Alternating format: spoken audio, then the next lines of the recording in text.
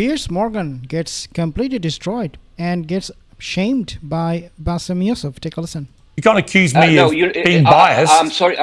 I'm sorry. You're not fooling me, Piers. I'm sorry. Because like I came on your show many times. I discussed October 7th. Many people came to you and asked you, and people said, "Oh, Piers Morgan have like changed the mind." I'm sorry. It doesn't fool me for a second. It's not about changing my mind. I'm sorry. You and the Western media have been complicit in diverting and deflecting the truth and the facts. You are actually the real Iron Dome of Israel. You pretend to ask a tough question for the Israeli to maintain your credibility, but like you, over the past 2 years, you had laundering Zionist talking points. You never investigated the Hannibal Directive. You never questioned why it took them 6 hours to respond. You never used the Hannibal Directive. Well, how many times have I had you on the show? No. So Piers Morgan doesn't really answer Bassem Youssef's allegation directly, even though he's right in front of his face.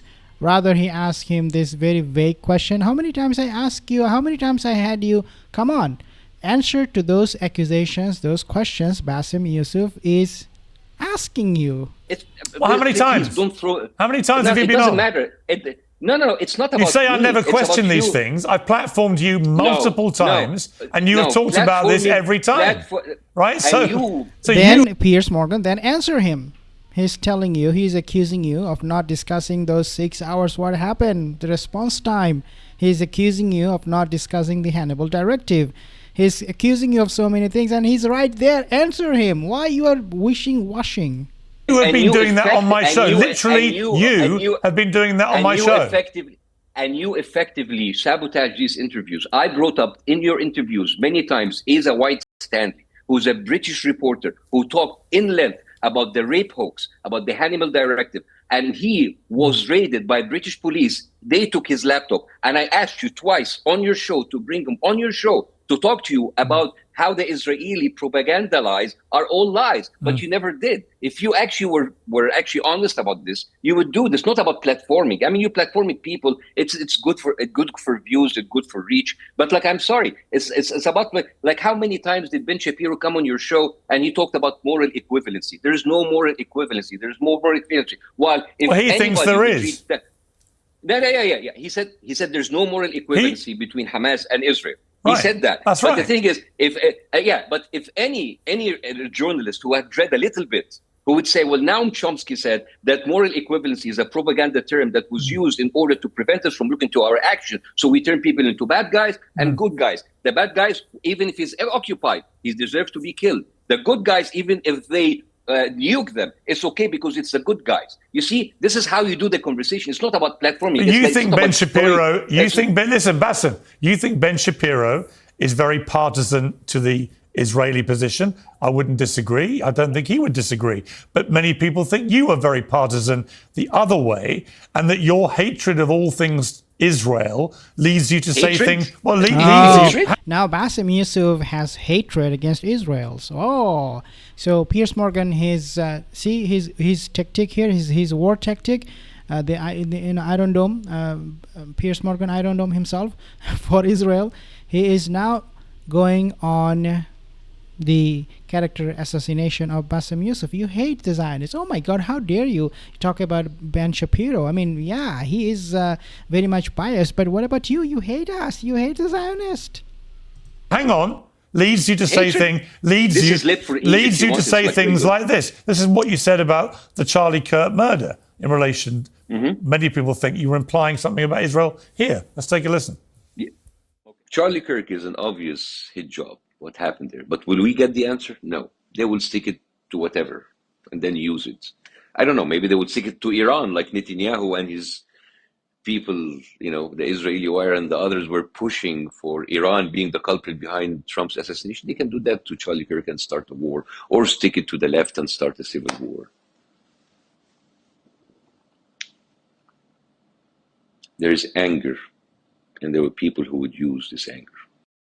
So Bassem, just to be clear, who committed the hit job on Charlie Kirk? I don't know, but I find it very interesting that Netanyahu, Prime Minister of a country, went around the TV shows making sure that we didn't kill. I mean, this is like a very weird position. So why are you suggesting Israel did?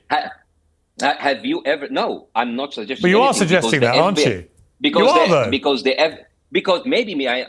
FBI is lying to us. the FBI has been lying to us. Right. I mean, I'll give you an example. But why don't you be honest in the way you always want everybody else to be honest? Why don't you be honest and admit that when you say Charlie Kirk's murder was clearly a hit job, and then you start talking immediately about Netanyahu denying it was him, that you believe, or you want people to think? I have doubts. You want people to think it may be an Israel hit job.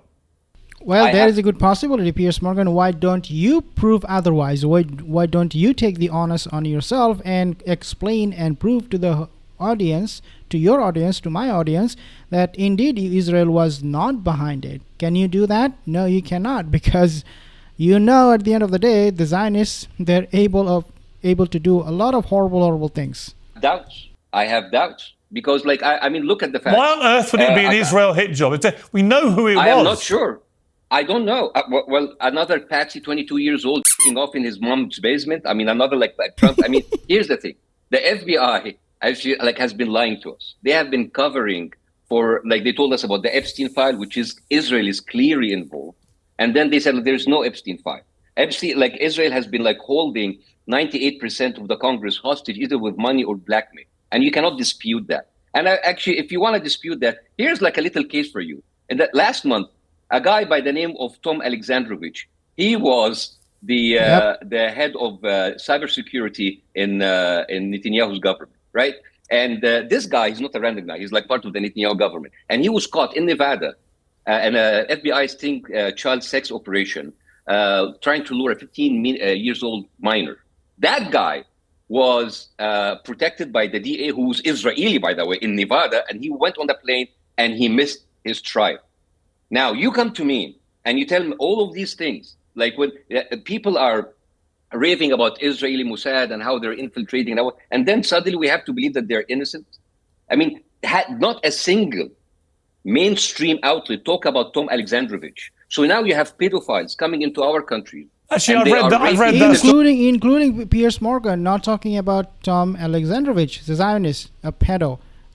Including Piers Morgan, he doesn't want to talk about Tom. He never talked about Tom in the way that he should be, because everything is just in front of our eyes.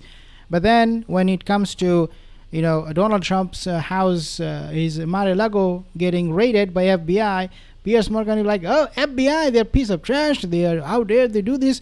They are not credible. We cannot trust them. Deep state work against Donald Trump, against the Republican Party. But that same FBI who is trying to cover up all of these stories of Charlie Kirk murder and Tom Alexandrovich escape for Piers Morgan. Oh, no. Are you doubting FBI, Bassem? How dare you?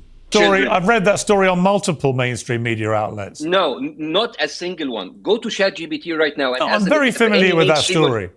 No. Yeah, you have seen them on Young Turks. You have seen them on Breaking Points. You have seen them on those independent media outlets. You have seen them on podcasts. I've read it on The Guardian. Yeah, The Guardian. I'm talking about American mainstream, right? American mainstream. Not a single comedian in late night show even discussed this. So the question is, when you have this cover up by the FBI, when the FBI let a pedophile from Israel flies back to Israel, while also Israel is known to be holding the biggest number of pedophiles escaping from justice, having refuge there. All of these things, doesn't make you what the hell? This is a whole cover up. Well, it does, but then it does, Bassem. But then when I see you say Charlie Kirk's murder was clearly a hit job, and you imply it's Israel. Okay, it does. Piers Morgan, can you explain when you say it does? It does make sense, Bassem Youssef, what you're saying about Tom Alexandrovich. Can you, Piers Morgan, be more specific how it makes sense to you, and what do you have to say about that? No. We will move on. We'll talk only about Charlie Kirk, his murder. How dare you? You accuse FBI of covering up. No, they're the best. They're the best. This is how he flip-flops, Piers Morgan. I think you've lost your mind. Maybe I did. I lost my mind when I told you about the Hannibal Directive, and then I came. No, I think there's merit to the Hannibal Directive story. Oh, there's merit. Yeah, but I think you're completely. Because I remember you making fun of me, and you telling me you showed me just a bunch of pictures. Yeah, unlike you, Bassem. So now you're changing your mind. My views of things evolve when I see new. Bassem Youssef is just wasting his time, and I'm pretty sure he's fuming inside at the lies of Piers Morgan, but just outwardly he's pretending he's okay. But anybody will lose their mind when they talk to Piers Morgan. There is no doubt about that, Piers. I can guarantee that will happen for sure. Subscribe to my channel for more videos. See you next one.